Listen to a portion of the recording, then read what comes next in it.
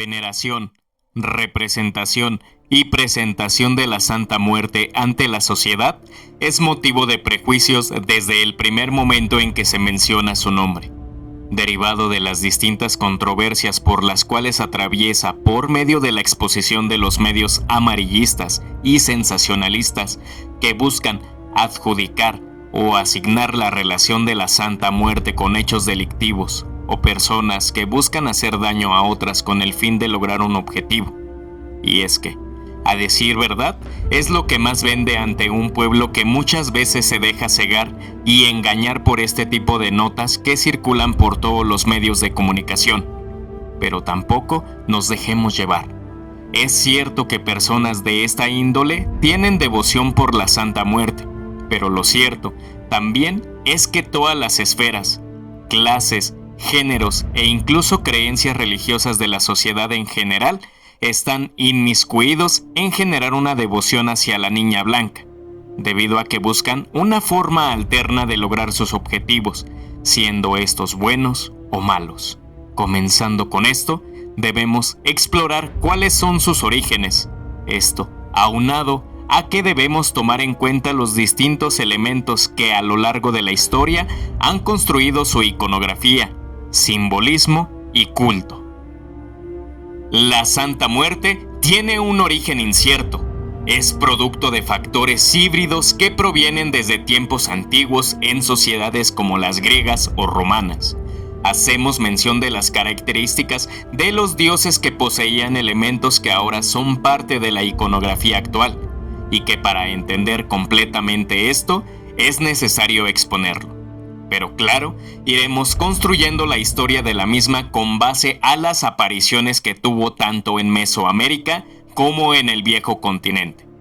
El esqueleto, principal referencia iconográfica de nuestra Niña Blanca, aparece su imagen o representación entre el siglo XIII y siglo XVI, derivado de las guerras, poca cosecha, hambrunas y pestes que azotaban a la sociedad europea. Esta crisis dejó más de 25 millones de personas muertas. A su vez, los entierros ya no eran tan factibles por el número de víctimas, por lo que era común ver el paisaje lleno de esqueletos, derivado que la primera idea para poder representar la muerte fuese precisamente esto: el esqueleto, armado con una guadaña, indicando el simbolismo que la muerte estará presente al final de la vida de cada persona para así poder arrebatarla. ¿Y de dónde surge la guadaña? Como lo comentábamos al principio, cada uno de los símbolos iconográficos tendrán un origen aún más antiguo de lo que pensamos. En este caso, la guadaña tiene su trascendencia desde el titán Cronos, de la mitología griega. Considerado como dios de los tiempos humanos, en su iconografía podemos encontrar la guadaña con la cual arrebataba la vida de las personas cuando la misma era tiempo de que culminara. Aunque se debe mencionar que este elemento parte de una confusión homonímica y semántica, y que hasta ahora parece esclarecerse a través de los distintos estudios y escritos que se han realizado sobre ello. Además, que por añadidura aparecen otros elementos como la balanza y la hoz, esto último que relaciona los elementos del dios del panteón romano Saturno, a sabiendas que el dios es reinante del planeta que está asociado a la ancianidad, melancolía y muerte. Conforme avancemos en el relato, nos damos cuenta que la representación de la muerte deviene de varios hilos culturales que van nutriendo cada vez más el carácter de la imagen. A su vez, nos percatamos de la dureza y certeza de cada uno de los elementos que le acompañan. La iconografía de la muerte se va reconfigurando con el pasar de los siglos, aunque hasta ahora solo hemos visto una parte de la hibridación europea. Pero ¿qué sucede cuando nos adentramos hacia el contexto mesoamericano? Por demás importante, ya que esta parte del continente ya tenía cimientos de la creencia de la siguiente fase de la vida: la dualidad representada como la noche y el día, el norte y el sur, y en este particular caso, entre la vida y la muerte.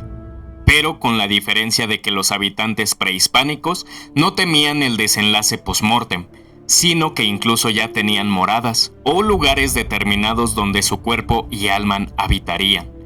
Damos los siguientes ejemplos simplificados para no perder de vista el objetivo principal, que es tratar el tema de la Santa Muerte. Hazme saber en la caja de comentarios si deseas un video detallado sobre este tema. En primer lugar, el Tonatiuhichan o Casa del Sol, donde iba el alma de los guerreros y mujeres que morían en el primer parto, lugar donde permanecían por 4 años y posteriormente se convertían en colibríes o mariposas. El segundo lugar, el Tlalocan o lugar de la morada de Tlaloc, donde descansaban las almas de las personas que morían ahogadas o su muerte tenía algún tipo de relación con el agua. Este lugar era descrito como uno de los más hermosos, con abundantes valles verdes, aguas y ríos. El tercero, el Mictlán, lugar asignado para aquellos que perecían por muerte natural. Su mito redacta que para llegar a este lugar, el alma debía pasar por 9 pruebas, cada una con un grado de dificultad diferente, y un alma tardaba en llegar a este lugar 4 años. El último, pero no por menos importante, era el Chichihuacuauco, donde moraban el alma de los niños recién nacidos o que no completaron el proceso de asignación de vida y que podían alimentarse debido a que en este lugar había un enorme árbol con pechos en las ramas. La ideología prehispánica se basaba en un concepto de extensión de vida posterior a la muerte y era celebrado en grande como una transición única en su tipo. En cambio, la ideología europea derivaba de la catástrofe, lo cual comenzaba a tener una satanización de la misma. La llegada de pobladores europeos al continente americano tiene una repercusión importante para ambas sociedades. El intercambio cultural, a pesar de lo que se diga acerca de la dominación española hacia los mesoamericanos, dio como producto la verdadera cultura mexicana.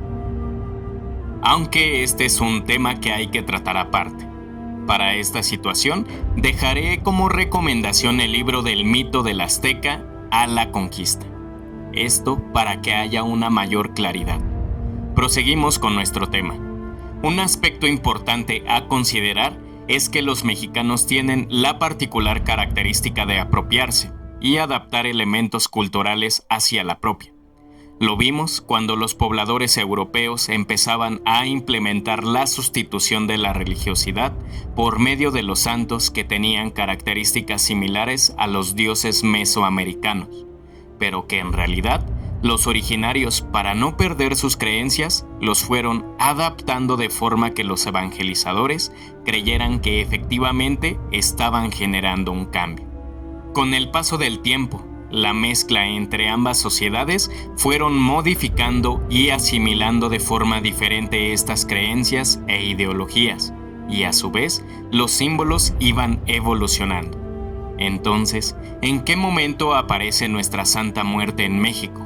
Como lo mencionamos en el comentario anterior, se empezó a generar una reconfiguración de la idea de la muerte cuando el sincretismo cultural se hizo presente en tierras mesoamericanas.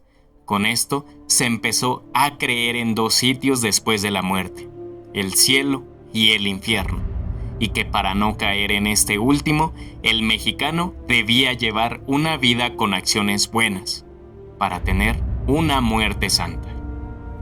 A su vez, con esto se empieza a generar un hilo de variantes con respecto al concepto muerte santa, y con la fusión de la iconografía comenzaron a surgir personajes en los diversos estados de la República Mexicana que poseen características principales de la iconografía de la Santa Muerte, y donde justamente podríamos encontrar sus orígenes.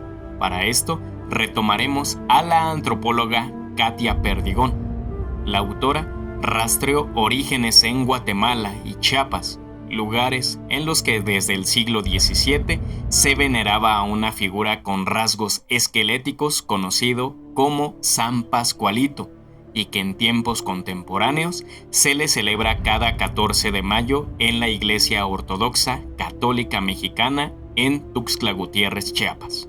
Santo al que se le atañe el don de alejar cualquier enfermedad. Claro, su iconografía es relacionada de forma directa con la Santa Muerte. El segundo ejemplo viene del estado de Querétaro, donde el personaje, Justo Juez, está representado con un esqueleto coronado y a su vez posee elementos como una flecha y un arco. Otro de los casos proviene del Bajío, de un pueblo de Guanajuato que lleva por nombre San Luis de la Paz, donde en el año 1797 se celebraba un ritual hacia un personaje semejante a la Santa Muerte. Ya hacia el siglo XX, con las nuevas ideas implementadas por la Ilustración, la Iglesia tuvo una menor importancia, y con esto, la iconografía de la muerte fue haciéndose menos importante e incluso solo mencionada en algunas ocasiones sin tener un foco de atención específico. Y ya hacia los años 50 comienza a aparecer nuevamente de forma espontánea el culto hacia la Santa Muerte, pero clasificando a la Niña Blanca como un ente maligno, asociado con ideas satanistas y donde su imagen era distribuida a través de estampillas u oraciones varias. Posteriormente, en los años 60, ya encontramos la veneración a la misma entre familias de clase media-baja en la Ciudad de México, entonces Distrito Federal. Como evidencia, tomamos el escrito del antropólogo Oscar Lewis, quien en su libro Los hijos de los Sánchez plasma un párrafo el cual menciona: cuando mi hermana, Antonia, me contó en un principio lo de Crispín, me dijo que cuando los maridos andan de enamorados, se le reza a la Santa Muerte. Es una novena que se reza a las 12 de la noche, con una vela de cebo y el retrato de él. Y me dijo que antes de la novena noche viene la persona que uno ha llamado. Cerramos cita. Al mismo tiempo, pero en el estado de Hidalgo, también se dice que el culto comenzaba a aparecer y que cada 20 de agosto a la fecha se le rinde veneración. Nos percatamos que la idea de la muerte como representación iconográfica contiene un distinto sentido, a pesar que aún no hemos llegado al punto exacto del gran culto que se genera en la actualidad. Ya se visualizaba la importancia de la misma, tanto en la sociedad antigua como la de tiempos contemporáneos. Ahora nos gustaría mencionar la primera aparición pública de la Santa Muerte en el entonces Distrito Federal, capital de la República Mexicana. Año 2001. Mes de octubre en la calle Alfarería número 12 en la colonia Morelos. Un altar aparece para deleitar la vía pública. Altar que ahora es considerado como el altar principal o altar mayor por los seguidores de la Niña Blanca. La instauración de este culto clandestino y reprobable para la Iglesia Católica o manifestaciones de índole cristiana aparece ante la necesidad de la sociedad para poder satisfacer aquellas cosas de las cuales algunos santos no pueden proveer al 100%. La Santa Muerte es aquella con quien cualquiera de nosotros pudiese acercarse, seas de la clase económica que seas, a qué género pertenezcas, cuál sea tu oficio, profesión, trabajo, edad o bien cuál sea otra creencia a la cual seas allegado. La santa no juzga ni tiene prejuicio. Se apiada y ayuda y consigue respuesta para cualquier problemática que sus devotos le presenten.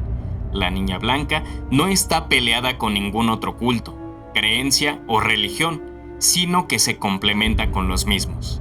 Ahora debemos mencionar cuáles son los elementos con los cuales a la santa se le pueden pedir favores o paros, como lo diríamos coloquialmente en la mayor parte de México. Las veladoras de distintos colores suelen aparecer para rendirle culto y para hacerle saber qué paro requieres. La veladora de color rojo para el amor o necesidades pasionales, de color verde para la justicia, el blanco para las envidias o la purificación, de color azul para pedir sabiduría, color dorado para el dinero, fortuna y éxito. para los comerciantes y futuros comercios, el color ámbar para aquellos que son drogadictos y en su ayuda, el color beige para la casa y finalmente la de los 7 poderes. Aquí hay que decir y hay que hacer hincapié en que los colores no únicamente van a darse a través de las veladoras, sino de las mismas vestimentas o capuchas que posea la figura que se adquiera de la Santa Muerte. Elementos como dulces, dijes, pulseras, escapularios para solicitar el intercambio de dones. También cigarrillos, puros para ofrendar y limpiar imágenes de la santa de todos los males a los cuales se han enfrentado por sus devotos. El culto de la Santa Muerte se ha expandido de forma gradual en los últimos 20 años a lo largo de todo el continente americano y todo el mundo, teniendo adaptaciones contextuales o hibridación continua de la imagen dependiendo por quién se ha adoptado y practicado. Lo cierto es que la madrina sigue construyendo su imagen e historia gracias a sus seguidores y perseguidores. El hecho también de que los mexicanos y extranjeros continúen con la hibridación de la misma hace cada vez más relevante el culto y veneración a este ser, que debemos afirmar, existe y es parte del proceso a nivel general del proceso espiritual en vida por parte de todos sus allegados y de la población que rodea a los mismos. No podemos ni debemos demeritar la credibilidad y existencia de la misma, sino tener conciencia de que todo persiste en el plano que habitamos y que nuestras creencias son tan reales como la de los demás. Adicional a que no podemos dejarnos llevar por prejuicios establecidos por el clero católico o los medios públicos, sino darnos la oportunidad de conocer en profundidad la historia que rodea a cada ser espiritual. Es claro que pocas veces se tiene interés en informarse más allá de la información que generan los medios de comunicación, sabiendo que siempre buscan un beneficio propio sin tener importancia en los demás.